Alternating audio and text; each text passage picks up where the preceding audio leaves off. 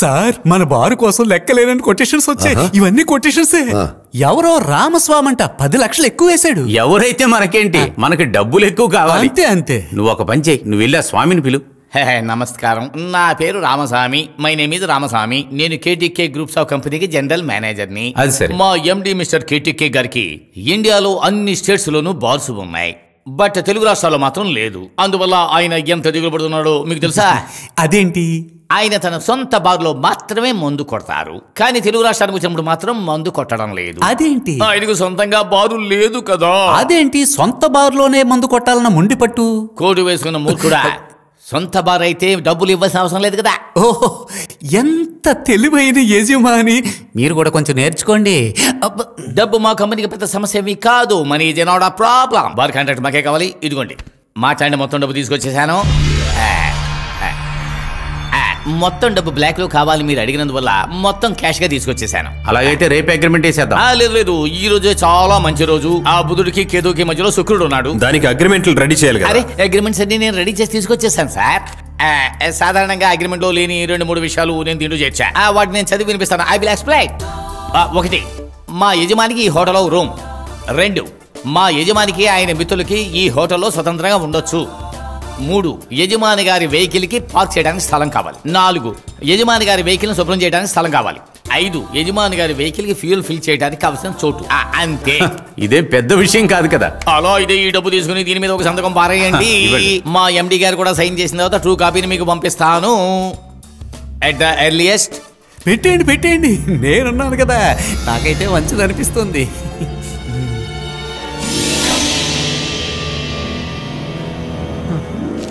ఓకేనా? థ్యాంక్స్. తర్వాత ఇంకో విషయం, డిపాజిట్ అమౌంట్ నేను అగ్రిమెంట్ లో చూపించలేదు. నమ్మకమే మా కంపెనీకి చాలా ముఖ్యం. బట్ 1 థింగ్, ఈ మొత్తం డబ్బుని చాలా జాగ్రత్తగా తీసుకువెళ్ళండి. Be careful. చూడండి సార్, డబ్బు అని మీరు టెన్షన్ కావద్దు. ఇలాంటివి మేము చాలా చూసాం. నాన్న, ఒక నిమిషం. డబ్బు తీసుకుని ఇంటికెళ్ళి జాగ్రత్తగా లాకర్లో పెట్టు. స్వామి గారు, కాదరండి కాదరు. గోపాలకృష్ణ డబ్బు తీసుకుని ఒంటరిగానే వెళుతున్నాడు. ఇక నీ పని మొదలుపెట్టు.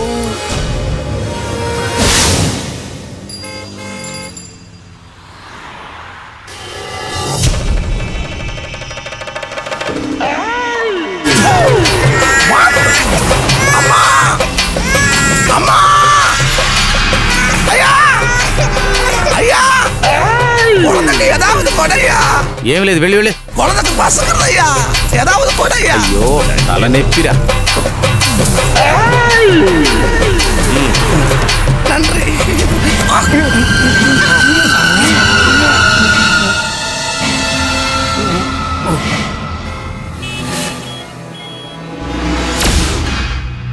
అయ్యో, మొత్తం మన దగ్గర నుంచి పోయిందే. ఇప్పుడు ఏం లాభం? పట్ట పగలు సిటీ సెంటర్ లో ఒకడు క్లోరోఫామ్ ఉపయోగించి డబ్బు దొంగిలించిన తరువాత నిర్మానుష్య ప్రదేశంలో కారు వదిలేసి పారిపోయాడు. ఏంటి సార్ అసలు ఏం జరుగుతోంది ఇక్కడ? எர்ணாகுளம் சிட்டில சகலமான பிச்சைக்காரங்களையும் கொஸ்டின் பண்ணியாச்சு. நீங்க சொன்ன மாதிரி டிரைவிங் தெரிஞ்ச பிச்சைக்காரங்க யாருமே இல்ல. போன கேஷ் பிளாக் மணி ஆனதுனால கேஸ் రిజిస్టర్ చేయவும் முடியாது. వీడు ఆర్డినరీ దొంగ అయి ఉంటే నాన్న పాకెట్ లో ఉన్న డబ్బు, గోల్డ్ అన్ని తీసుకెళ్లి ఉంటాడు. కానీ ఇది అలా కాదు. కానీ ఆ దొంగను కనుక నేనే అయితే ఈయన అండర్వేర్ కూడా వదలకుండా లాగేసేవాడిని. ఇది పెద్ద అమౌంట్ కు మాత్రమే ప్లాన్ చేసే టీం. ప్లాన్ ప్రకారం కొట్టేసే దొంగల మూట, సందేహం లేదు. కానీ ఈ డీలింగ్ మనకే తెలుసు, ఇంకెవరికి తెలియదు కదా. யாராணிகளுக்கு பணம் கொடுத்தது? రామస్వామి. கண்டிப்பா அந்த பணம் போனதுக்கு காரணம் அந்த ராமசாமி.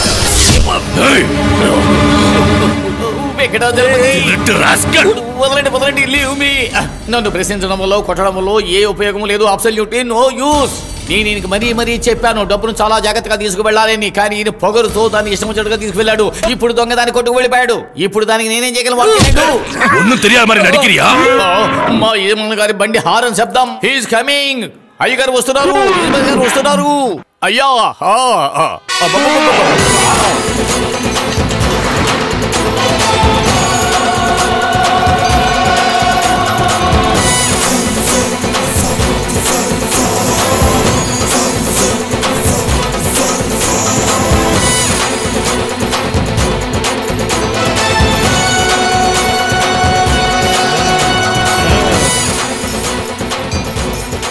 ఏనుకి ఇంకాస్త అలంకారం చేయొచ్చు. చూసావా, చెప్పగానే ఏను కూడా అరుస్తుంది. కొట్టి చంపరావిండి. నిన్ను నేను సెక్యూరిటీ చెప్పండి చేస్తావు వాడి పని చూడు. ఆగాగు. ముందు బయటకు వెళ్ళవా, ఏనుగుతో పాటు బయటకెళ్ళు. ఇలా చూడు గణేష, ముందుకు సాగుతున్న మనకి అడ్డుగా వచ్చి నిలబడిన ఈ సెక్యూరిటీగా నువ్వు పట్టుపట్టే.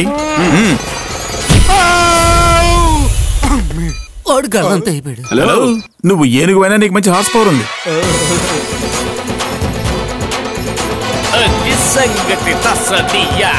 ఇదిగో గణేష, నేను దిగాల్సిన చోటు వచ్చింది, కాస్త ఆగాగు.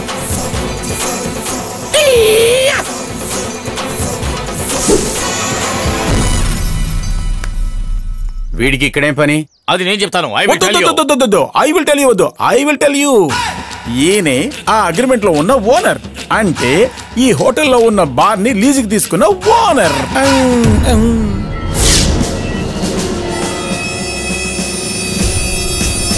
ఏడుకొండలవాడ, నేను చూస్తుందంతా నిజమేనా?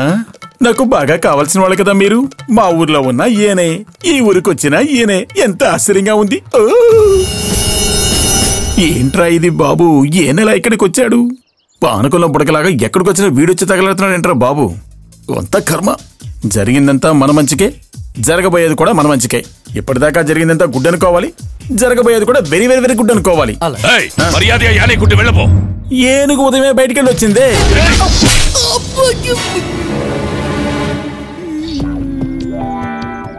ఈయనకి మొదటి నుంచి టైమింగ్ మిస్ అవడం అలవాటు కదా. Bad luck.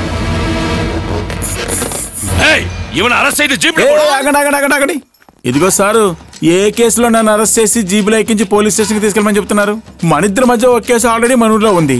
ఆ కేసు అసలు కేసు లేకుండా చేశానన్న సంగతి మీకు బాగానే తెలుసు. మరి కేసు ఏంటి? ఈ ఊళ్ళో నా మీద ఒక్క కేసు కూడా లేదు. అసలు కేసే లేని కేసులో నన్ను బుక్ చేసి లోపల పడిపోతున్నారా? కన్ఫ్యూజ్ అయ్యావా?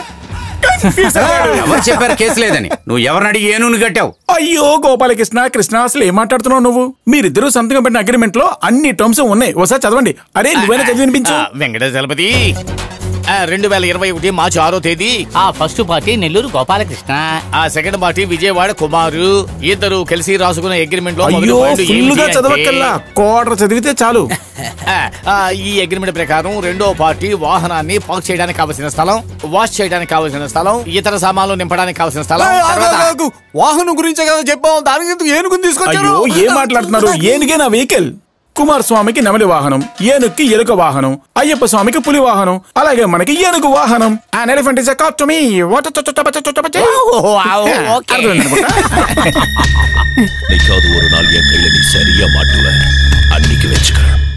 అటువంటి ఓ అవకాశం దొరకాలని ఆ దేవుణ్ణి నేను ప్రార్థిస్తాను.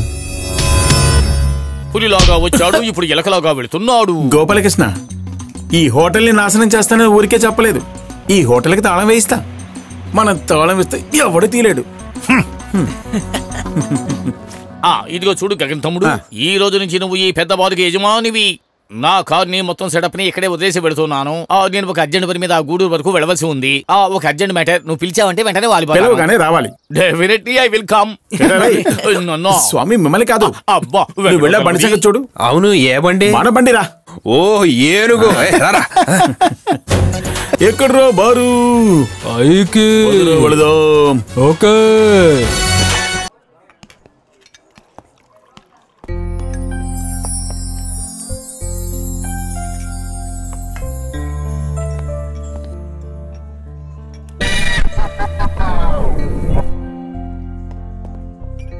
బారు బ్రహ్మాండంగా ఉంది కదా.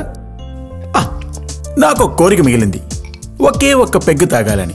నా సొంత బార్లో కూర్చొని ఇంతవరకు ఎప్పుడు తాగలేదు. అవును, సొంత డబ్బులతో ఇప్పటి వరకు నేను తాగలేదు. ఒక లార్జ్ పెగ్గివ్వు. ఒక లార్జా? మరి నాకు లేదా? Owner first, labour next. Water ఏమి పోయొద్దు, ఒరిజినల్ టేస్ట్ మిస్ అయిపోతుంది. బెష్ బెష్ బెష్ బెష్.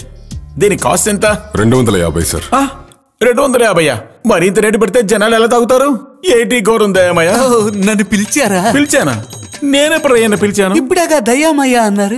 చూడు కుమారు, దయా అనేది ఈయన పేరు, దయామయ్య. ఓ దయా. ఒకవేళ ఈయన మెళ్ళలో పావుంటే గౌరీ శంకర్ అని పిలుస్తారా? అవకాశం లేదు, నేను క్రిస్టియన్. ఓహో కరెక్టే కరెక్టే, నువ్వు దయామయుడు కదా, మర్చిపోయాను. అవును, వీడు వాడి పట్టి. అవును. ఏయ్ మా పార్టీలో కాలు పెడుతున్నావా? నాకు పెట్టే అలవాటు లేదు. కొత్తదే. ఇలా చూడండి, ఒక పెగ్గు 250 రూపాయలంట. బయట క్వార్టర్ 250 దొరుకుతుంది.